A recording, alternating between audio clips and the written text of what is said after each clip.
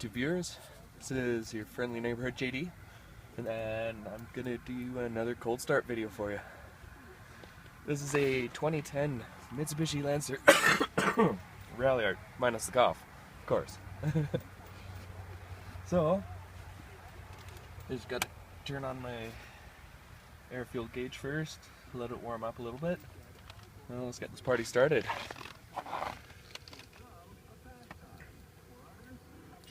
It's taking forever to warm up. Yeah, I believe it was about minus 30 last night. Here we go.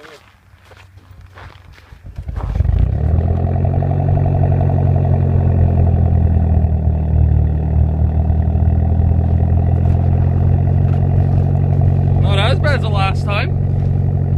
Yeah, this time around though I have royal purple synthetic oil in there, so it starts up a whole lot easier.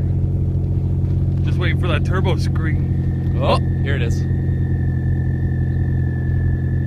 Your poor car. Yeah.